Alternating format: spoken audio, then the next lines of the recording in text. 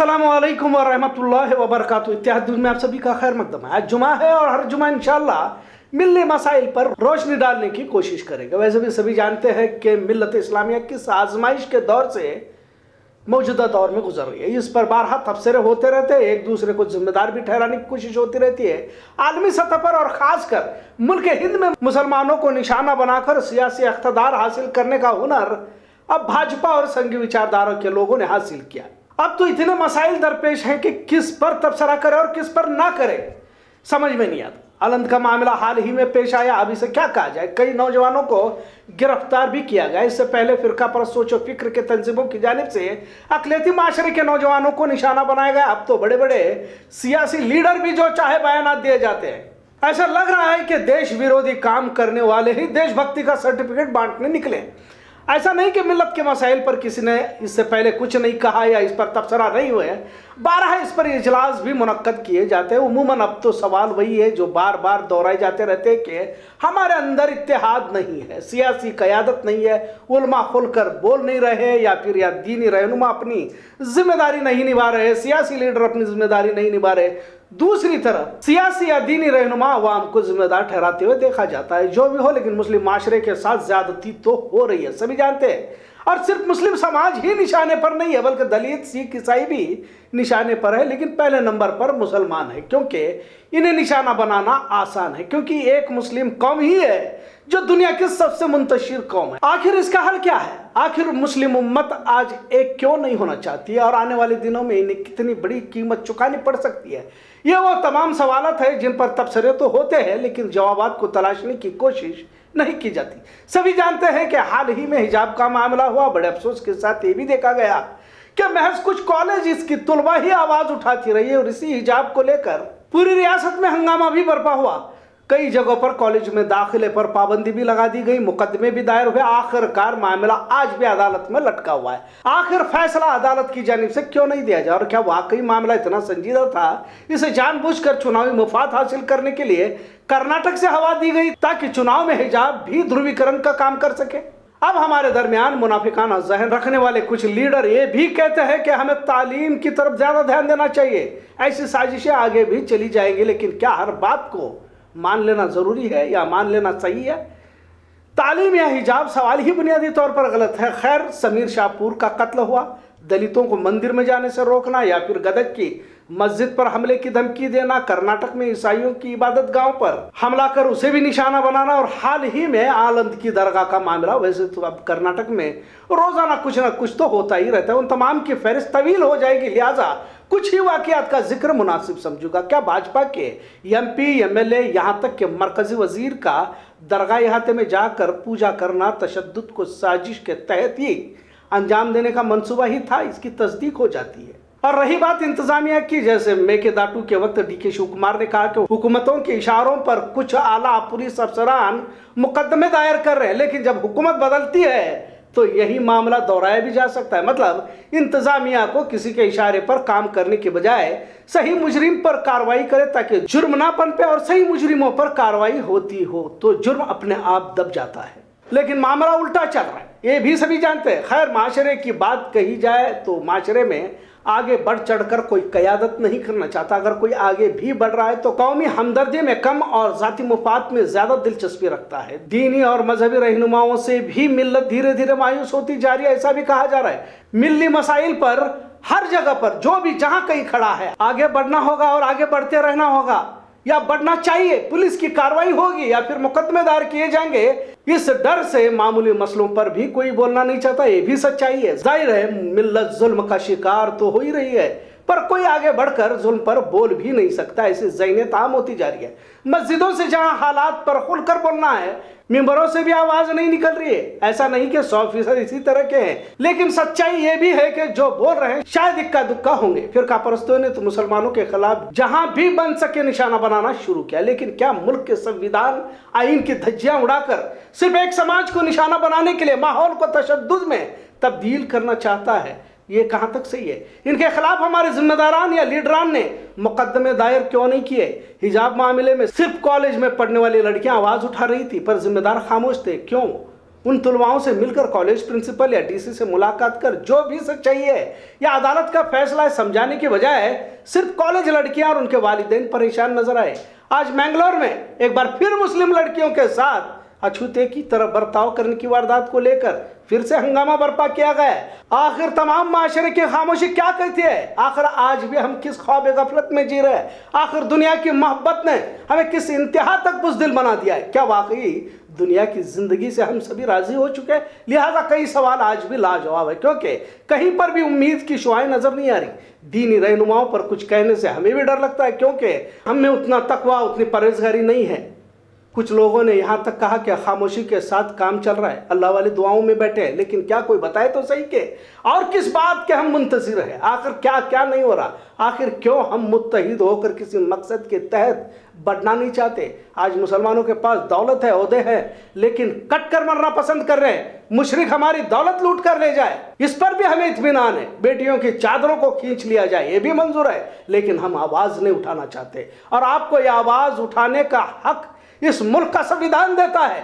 Doctor बाबा साहब अम्बेडकर ने जो संविधान लिखा है उसमें तमाम मज़ाहिब पर चलने फिरने, अपने मजहब की तबलीग करने का, बोलने लिखने की आज़ादी इसी संविधान ने दी है। लिहाजा यह खामोश मिजाजी तुम्हें जीने नहीं देगी, आपको बोलना होगा। और वैसे भी मोमिन की जिंदगी तो मौत के बाद शुरू होती है। 1000 साल जिंदा रहने की ख्वाहिश तो मुशरिकीन रखते हैं। लिहाजा अब भी वक्त है जो जहां है वहीं से सिर्फ रज़ा इलाही के लिए आवाज को बुलंद करे। अगर जालिम का जुल्म गलत है तो मजलूम का जुल्म सहना भी गलत है। अभी भी संविधान जिंदा है, जब तब्दील किया जाएगा देखा जाएगा। लेकिन ये भी बात उतनी ही सच है कि किसी हाल में भारत का संविधान बदलने नहीं दिया जाएगा, इसलिए कि आज भी इस मुल्क के आईन से मोहब्बत करने वाले वो हुब्बुल वतनी लोग जिंदा हैं। भाजपा हुकूमत संविधान की तौहीन कर रही है, पर जल्द यूपी के साथ दीगर रियासतों में भाजपा की शिकस्त भी यकीनी है। लेकिन क्या सियासी तब्दीलियों पर, सियासी पार्टियों के मुस्तकबिल पर ही मुस्लिम माशरे का मुस्तकबिल जिंदा रहेगा? क्या अपने हुकूक के लिए आवाज उठाने की हिम्मत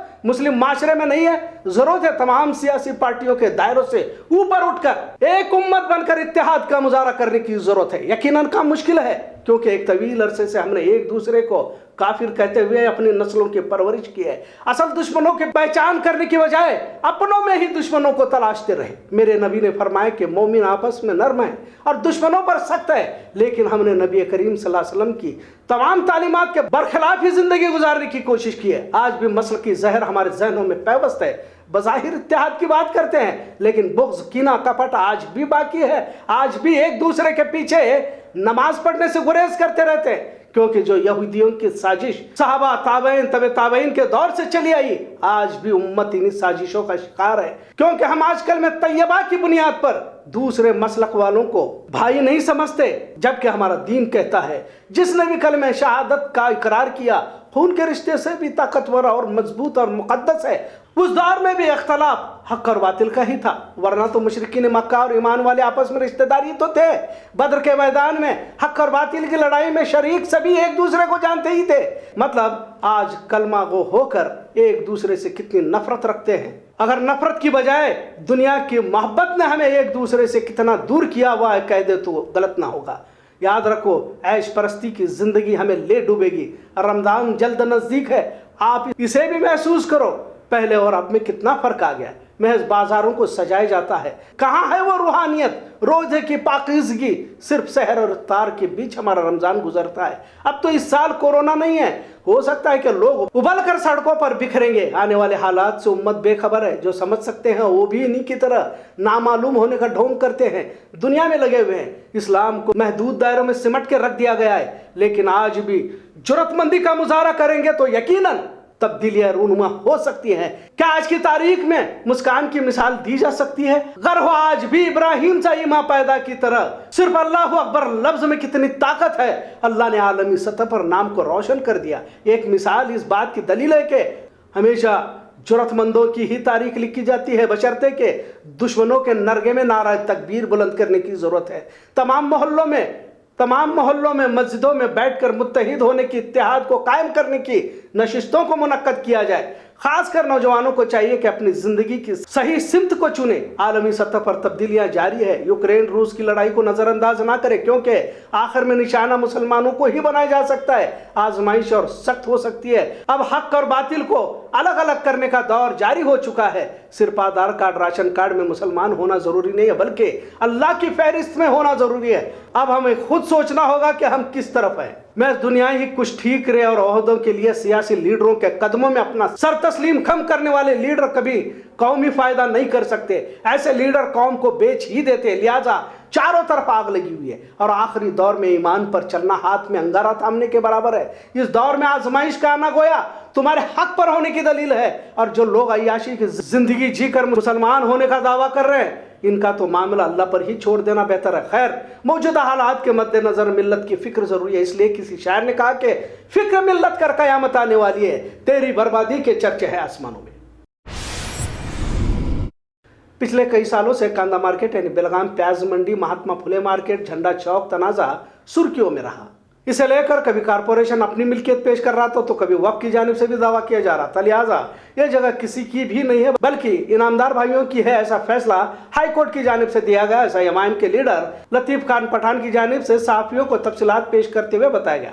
यह जगह 1866 को कारपोरेशन बेलगाम को 100 साल की लीज पर दी गई थी। 100 साल बाद लीज खत्म हो गई। इसके बाद मार्केट को गिराकर नई इमारत तामीर की गई। लीज खत्म होने के बाद इनामदारों ने फिर अपना माल की हक बताया। इसके बाद वक्फ ने अपना दावा किया और मुकदमा दायर किया। यहाँ बाग सिकंदर दरगाह की जमीन भी है और वह बोर्ड में दर्ज की गई है। लिहाजा इनामदारों ने अदालत का रुख किया। हाईकोर्ट ने 23 तारीख को अपना फैसला सुनाते हुए इनामदार परिवार का ही इस पर हक है ऐसा कहा। स्मार्ट सिटी के तहत यहाँ स्मार्ट सिटी और कारपोरेशन अफसरान यहाँ सर्वे कर रहे हैं। जगह के मालिक इनामदार और ताजिरों को भरोसा में लिए बगैर किसी तरह का काम ना करे, ऐसा भी लतीफ खान पठान ने बताया। खबरों का सिलसिला यूं ही चलता रहेगा। देखते रहे इत्तेहाद न्यूज़। शुक्रिया। अल्लाह। न्यू कांदा मार्केट एसोसिएशन की जानिब से मैं प्रेस वालों का स्वागत करता हूं। आज न्यू कांदा मार्केट एसोसिएशन के प्रेसिडेंट के नाते मैं आपको ये बताना चाहता हूं कि आप सब लोगों को मालूम है कि कुछ महीने पहले वफ़ ने अपना मालकी हक दावा लेकर 66 दुकानों को पीपी एक्ट के तहत खाली कराने का ऑर्डर लेके आए थे। उस वक्त ने हमने जो उन्होंने केस हारा हुआ था उस ऑर्डर को बताते हुए उन्होंने वहाँ से अपना जगह खाली किए थे। उसके बाद उन्होंने अपील किए थे कि ये प्रॉपर्टी हमारी है। तो आज वही अपील के अंदर डिस्ट्रिक्ट कोर्ट के अंदर उनको नाकामयाबी हो चुकी है। क्लियर ऑर्डर हुआ है कि ये प्रॉपर्टी ना कारपोरेशन की है ना वफ़ की है। ये प्रॉपर्टी 2 एकड़ 21 गुंठा पूरी जो प्रॉपर्टी है इनामदारों की है। अब हमने कांदा मार्केट एसोसिएशन की तरफ से व्यापारी लोगों को भी बताना चाहते हैं और ख़ास करके महानगर पालिका के कमिश्नर और स्मार्ट सिटी डेवलपमेंट के लिए जो अथॉरिटी है और डीसी साहब भी हैं। हम ये सर्वे हुआ है, हमको भी मालूम है, यहाँ के सिटिंग एमएलए भी आके सर्वे करके गए कि हमने आपको कुछ मार्केट बना के देंगे, भाजी मालों को बैठने का एक जगह बना के देंगे। तो हम उन लोगों को भी ये बताना चाहते हैं कि ये प्रॉपर्टी 2 एकड़ 21 गुंठा पूरी प्रॉपर्टी इनामदार फैमिली को जाती है। जब तक इनामदार फैमिली को कॉन्फ्रेंस में नहीं लेते, न्यू कांदा मार्केट एसोसिएशन को साथ में नहीं लेते, जब तक वहाँ पे कोई ट्रेसपास नहीं करेगा, कोई हरकत कोई नहीं करेगा। हम भी चाहते हैं कि डेवलपमेंट हो, अच्छा स्मार्ट सिटी के अंदर एक अच्छा मार्केट बने, अच्छा व्यापारियों को पार्किंग का जगह बने, वहाँ के सब लोगों को सहूलियत हो। हम भी चाहते हैं, लेकिन कोई ज़ोर ज़बरदस्ती अगर करेंगे तो कानून के ख़िलाफ़ होगा।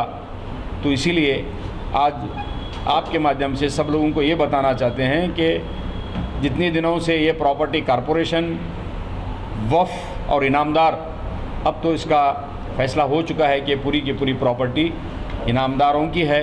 वहाँ पे कोई भी बाग सिकंदर दरगाह या बाग सिकंदर का कोई वजूद इस मामले के लेके कोर्ट के अंदर क्लियर बोला गया है कि वहाँ पे ऐसा कोई चीज़ नहीं है। वो पूरी की पूरी प्रॉपर्टी इनामदारों की है। मैं आप लोगों की तरफ से पूरे के पूरे बेलगाम के व्यापारी लोगों के लिए और वापस प्रशासन को मैं यही बताना चाहता हूँ कि वहाँ के व्यापारियों को कोई तकलीफ़ ना देते हुए हम डेवलप करने के लिए अगर कोई बात है तो हम आपस में बैठ के डेवलप की बात कर सकते हैं।